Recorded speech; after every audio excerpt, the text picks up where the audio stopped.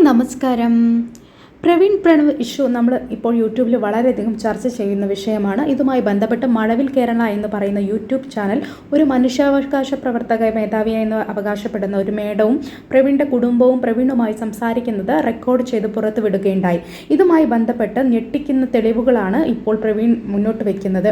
ഇവർ കബളിപ്പിക്കുകയായിരുന്നെന്നും തന്നോടുള്ള പേഴ്സണൽ ഗ്രഡ്ജിൻ്റെ ഭാഗമായിട്ടാണ് ഇങ്ങനെ ഒരു സംഭവം ഉണ്ടായത് എന്നുമാണ് പ്രവീൺ പറയുന്നത്. പ്രവീണിൻ്റെ വാക്കുകൾ നമുക്കൊന്ന് കേട്ടു നോക്കാം. മഴവിൽ കേരള എന്ന് പറഞ്ഞ യൂട്യൂബ് ചാനലായിട്ട് നേരത്തെ ഉള്ള ഒരു ഇഷ്യൂ ആയിരുന്നു. കാരണം എന്റെ കല്യാണത്തിന് അവർ പെർമിഷൻ ഇല്ലാണ്ട് വീഡിയോ എടുക്കാൻ വേണ്ടി വീട്ടിൽ വന്നിട്ടുണ്ടായിരുന്നു. അപ്പം നമ്മൾ മീഡിയ അലോഡ് ചെയ്യാത്തതുകൊണ്ട് നമ്മുടെ ഫാമിലി മാത്രമുള്ള ഒരു പ്രോഗ്രാം ആയതുകൊണ്ടും അവർ വീഡിയോ എടുക്കാനായിട്ട് നമ്മൾ അനുവദിച്ചില്ല. അപ്പം അതിന്റെ ഒരു പേഴ്സണൽ ഗ്രഡ്ജ് അന്നേ ഉണ്ടായിരുന്നു. അപ്പോൾ അത് കഴിഞ്ഞിട്ട് അവർ എന്നെ ഇന്റർവ്യൂവിന് വിളിക്കുകയുണ്ടായിട്ട് അപ്പം അതിനും പോയിട്ടില്ലായിരുന്നു. അപ്പോൾ അത് കഴിഞ്ഞിട്ടാണ് കുറച്ച് നാൾ കഴിഞ്ഞ് എൻ്റെ വൈഫിന്റെ ഒരു ഫോട്ടോ വെച്ചിട്ട് ഒരു മിസ്ലീഡിംഗ് തംബ്ലെയിൻ ഒക്കെ വെച്ചിട്ട് ഒരു കോണ്ടന്റ് അവർ അപ്ലോഡ് ചെയ്യുന്നത്. അപ്പം ആ ഒരു കോണ്ടന്റിൽ ഒരു തംബ്ലെയിനോ ഒരു കോണ്ടന്റും തമ്മിൽ മീൻസ് ഒരു ബന്ധമില്ലായിരുന്നു. മനഃപൂർവ്വം നെഗറ്റിവിറ്റി കൊണ്ടുവരാനായിട്ടുള്ള ഒരു ശ്രമമായിരുന്നു. അതെനിക്ക് മനസ്സിലായി. അപ്പോൾ അതുകൊണ്ട് തന്നെ ഞാൻ അവർക്ക് ഇൻസ്റ്റാഗ്രാമിൽ പേഴ്സണലി മെസ്സേജ് അയച്ചു. അപ്പം അവർ 2-3 പേജ് മെസ്സേജ് അയച്ചിട്ട് അവർ റെസ്പോണ്ട് ചെയ്യുന്നില്ല. ഇതിന്റെ ഫൗണ്ടർ ആരാണെന്നോ ഇതിന്റെ ഒരു ഓണർ ആരാണെന്നോ ഈ ചാനൽ ഹാൻഡിൽ ചെയ്യുന്ന ആരാണെന്നൊന്നും എനിക്ക് പേഴ്സണലി ഞാൻ കുറെ നോക്കിയിട്ട് എനിക്ക് മനസ്സിലാവുന്നില്ല. അങ്ങനെ പിന്നെ പിറ്റേന്ന് തന്നെ ഞാനും വൈഫും കൂടി കൊട്ടാരക്കര സൈബർ സെല്ലിൽ പോയി കേസ് കൊടുക്കുമായിരുന്നു. നമ്മൾ കംപ്ലൈന്റ് രജിസ്റ്റർ ചെയ്തിട്ടുണ്ട്. അപ്പോൾ രജിസ്റ്റർ ചെയ്യുന്ന ഭാഗമായിട്ടും അവരിത് വിളിക്കുകയുണ്ടായി. പക്ഷേ അവരുടെ ഭാഗത്തു നിന്ന് ഒരു വക്കീലോ ആരോ കൊണ്ടാണ് വന്നതെന്ന് അറിയാനായിട്ട് സാധിച്ചത്. അതും ആദ്യമൊന്നും വലിയ റെസ്പോണ്ട് ഒന്നും ഇല്ലായിരുന്നു.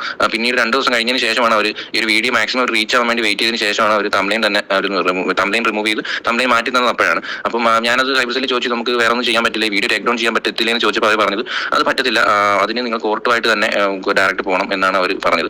അപ്പോൾ അത് കഴിഞ്ഞിട്ടാണ് ഇപ്പോൾ ഈ ഒരു പ്രശ്നം മുതലെടുത്തുകൊണ്ട് ഹ്യൂമൻ റൈറ്റ്സ് ആണെന്ന് പറഞ്ഞുകൊണ്ട് എന്നെ വിളിക്കുന്നത്. ഇത് ഈ ഒരു വീഡിയോ അവരൊരു ഇന്റർവ്യൂ ആണെന്നോ ഇത് ഈ കോൾ റെക്കോർഡ് ആണെന്നോ ഇത് സോഷ്യൽ മീഡിയ അപ്ലോഡ് ചെയ്യുന്നോ ഒന്നും നമ്മുടെ പെർമിഷൻ ചോദിക്കാതെയാണ് നമ്മൾ ആ ഒരു വീഡിയോ അവർ ഇട്ടിരിക്കുന്നത്. ഇത് എന്ത് ഹ്യൂമൻ റൈറ്റ്സ് ആണെന്ന് എനിക്ക് മനസ്സിലാവുന്നില്ല.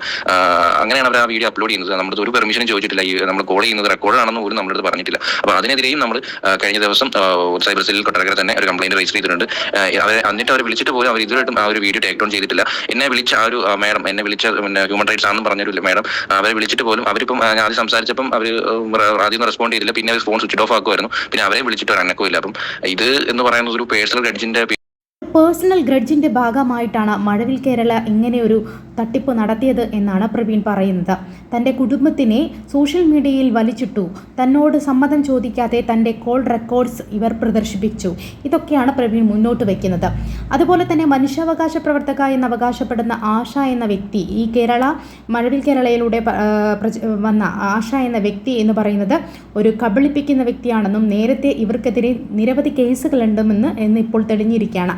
നേരത്തെ തന്നെ മാതൃഭൂമി ന്യൂസിൽ ഇവരെക്കുറിച്ച് പറഞ്ഞിട്ടുണ്ട്. എന്താണ്, ഒരു വിസ തട്ടിപ്പുമായിട്ട് ഇവർ പ്രതിയാണ് എന്ന് പറഞ്ഞിട്ടുണ്ട്. അപ്പം നമുക്കൊന്ന് കേട്ടു നോക്കാം. Human rights justice vigilance forum എന്ന സംഘടനയുടെ സംസ്ഥാന പ്രസിഡന്റായി ആശ രംഗത്തുണ്ടായിരുന്നു. കൊച്ചി സിറ്റി പോലീസ് കമ്മീഷണറുടെ ഓഫീസ് പ്രവർത്തിക്കുന്ന കെട്ടിടത്തിലാണ് ഇവർ ഓഫീസ് ഇട്ടിരുന്നത്. ഭാര്യയുടെ പേരിലുള്ള സ്ഥലം പണയപ്പെടുത്തിയാണ് മകന് ജോലി ലഭിക്കാൻ താൻ ആശയ്ക്ക് പണം നൽകിയതെന്ന് ശിവദാസൻ പറഞ്ഞു.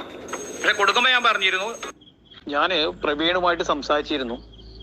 അപ്പോൾ പ്രവീൺ നാളെ എന്തായാലും മൊഴി കൊടുക്കാൻ പോവുകയാണ്, FIR കേസ് എടുക്കുന്നതിന് വേണ്ടിയിട്ട്. എന്തായാലും അത് അതിൻ്റെതായ നിയമ നടപടികളായിട്ട് മുന്നോട്ട് പോകും.